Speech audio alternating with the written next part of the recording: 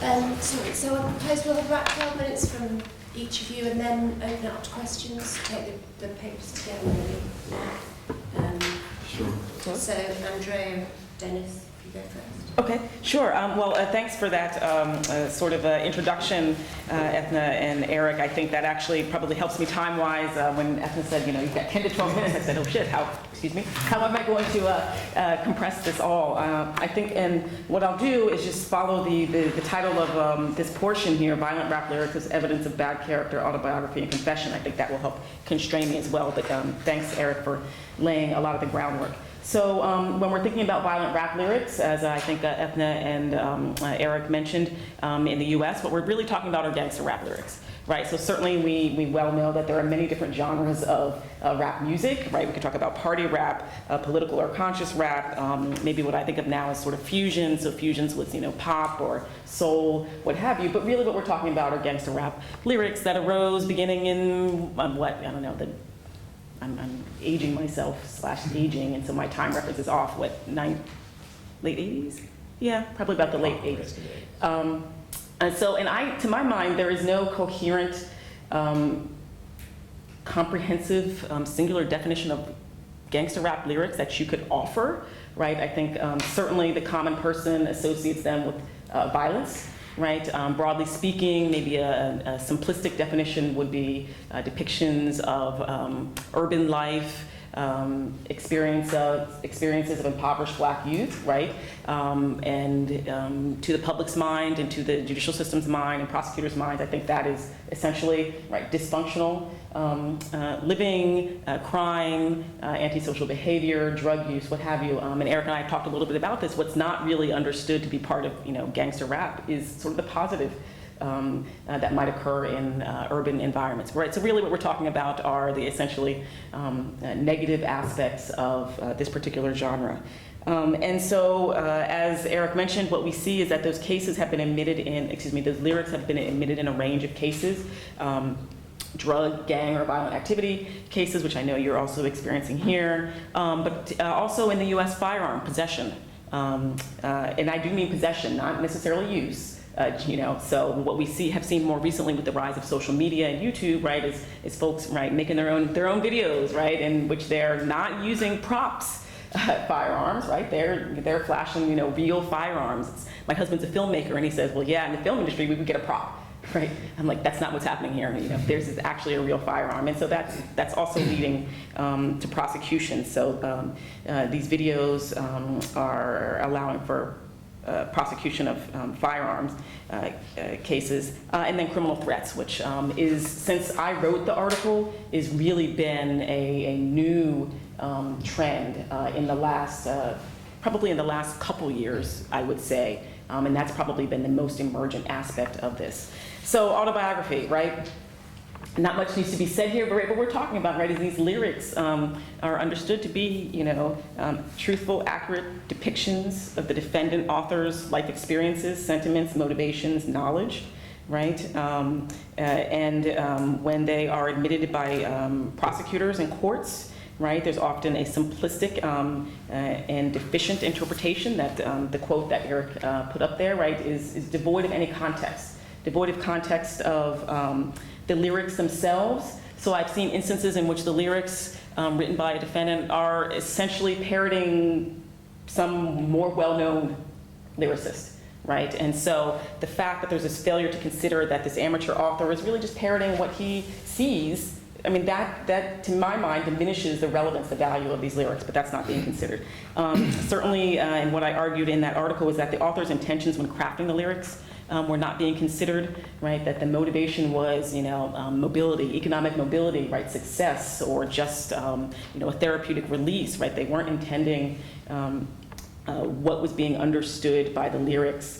And then the poetics, right? Or commodification, right? These external pressures that even amateur rappers were operating under, the poetics, the constraints, because there are actual, right, poetic constraints that even amateur authors understand and are working with, and the desire for economic mobility, right? That this is the way out of the hood, right? This is one of the best ways. If I'm not an athlete, right, this is a way out of the hood. And that pressure too, because gangster rap is so commercially successful, was significantly impacting even amateur lyricists. And then authenticity, right? So even putting aside poetics and the commercial aspects, authenticity, the pressure to be authentic or at least appear authentic, to adhere to, right? This notion of urban environments as impoverished and dysfunctional, to appeal to your audience, right, is real and significant. And so all of those are what I saw as lacking in the ways in which prosecutors were presenting this information to courts and the ways in which courts were evaluating the evidence. And that just meant, right, pretty routine admission of the lyrics, relatively critical admission of the lyrics. Eric gave you a nice example of this, which essentially some law enforcement officer would just read them in to the transcript, verbatim, depending on the particular, right, officer. They might have more flavor, so to speak, than others, but they would just sort of be read, you know, pretty sterilely into the record.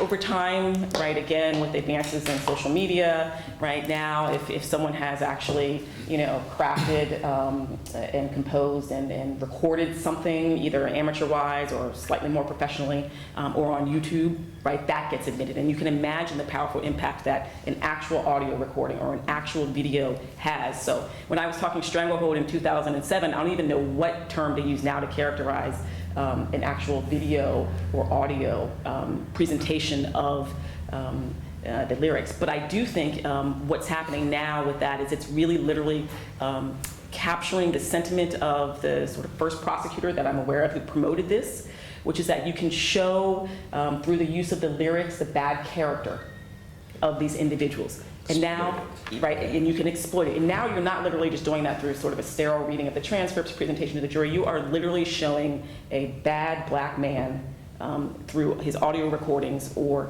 the video recordings. And so that's happening, right? So maybe a subgenre, before I talk more about character, is this notion of lyrics as confession, which I think is distinguishable from this sort of autobiographical understanding of lyrics. Confession, certainly for those of us who do criminal defense work, we know, I mean, they are, I don't know which, right? They're a problem. A problem, right? That's an understatement. I was struggling to think, I mean, they are nearly impossible to rebut. When your client has confessed in any small way or to the entire crime, I mean, game over. Yeah, game over, right? That is a game changer, right? So now what you've got are these lyrics being understood, not maybe just sort of as autobiography about what you've seen or what your sentiments might be, your motivations, but if the lyrics are taken to the next level and understood as a confession of actual criminal activity, right? I did this, right? I was involved in this, I shot so-and-so, or even predicted, I will do X, and X occurs in some close or similar fashion, you're done, right? And that is actually even more problematic than just the sort of bare admission of them trying to sort of, you know, prove circumstantially the defendant's mindset or knowledge or ability. That actually becomes an even more difficult aspect to rebut. And so what I talked about in the article finally is this question of bad character, which I mentioned a little bit before, right? There's this interesting tension between trying to decide whether prosecutors are intentionally trying to introduce evidence of bad character, which under our rules of evidence, the admission of bad character evidence simply for the purpose of showing that because you have bad character, you are likely to have engaged in this particular activity or behavior, is categorically prohibited. So evidence of bad character for that purpose to show that you would have engaged in this criminal activity, categorically prohibited. But there are, not surprisingly, some workarounds, right? So even if it is the possibility that the evidence could be used by the jury for that purpose, if the prosecutor and the court accepts an alternative rationale for admitting the lyrics, so proof of your knowledge of how to deal drugs, your intention to deal drugs, your motivation to deal drugs, or, you know, carry that out to, you know, firearms or homicide or aggravated assault, right? That so-called other acts use, that other acts that you have engaged in evidence your ability to have committed the crime, which is not really an argument based on character, right? If you follow me, it's not an argument based on character. It's that you have evidence, the knowledge or ability to have engaged in this activity. The evidence can be admitted. Now, what I love advising my evidence students about is, yeah, but we know that probably really what the prosecutor is hoping for, if not intentionally, at least unconsciously, is right that the jury will draw that association of bad character. So yes, I am offering it for a legitimate alternative purpose. Court, you can admit it. The court does. And then while the prosecutor is not permitted to argue character-based evidence, the hope is that the jury will, in fact, draw that conclusion on its own. And there's at least a couple studies which indicate that that is, in fact, the case. Right? Anecdotally, we probably all suspect that folks assume that those who are authoring gangster rap lyrics or interested in gangster rap lyrics right, engage in criminality. Right? There is that popular understanding, I think, among the public. And you would expect that juries are no different, and so they come into court with that understanding and that belief. And so when they hear these lyrics, right, they will themselves draw that character-based argument that the prosecutor is not allowed to expressly make.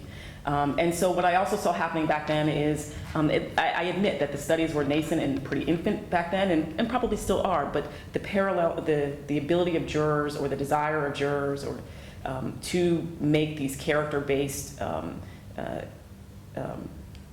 inferences was not being significantly considered by the courts, because despite the fact that there might be a legal workaround that allows for the admission of these lyrics as other acts, there is another rule that says the court in its discretion might exclude the evidence if it is unfairly prejudicial.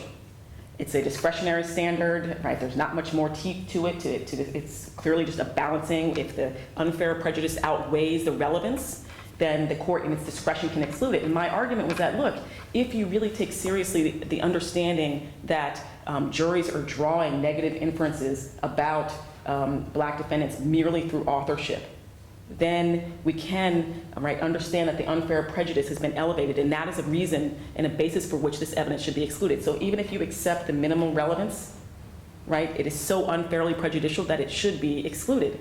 And I think that was what was lacking at that particular time as well in the evidence.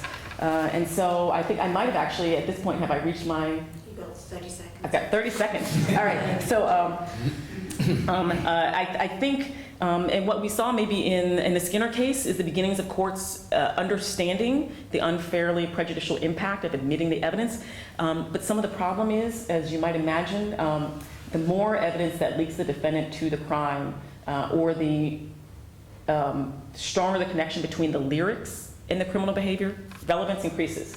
And so the ability to outweigh that relevance, right, with unfair prejudice is more difficult. It's literally just a balance, a seesaw balance, right? And it becomes harder to make the argument that the evidence should be excluded. So Skinner was a good case because the other evidence was lacking, right, in many respects as compared to what we often see in criminal defense cases. And so the argument that admitting the lyrics was unfairly prejudicial carried more weight than we might see in other cases.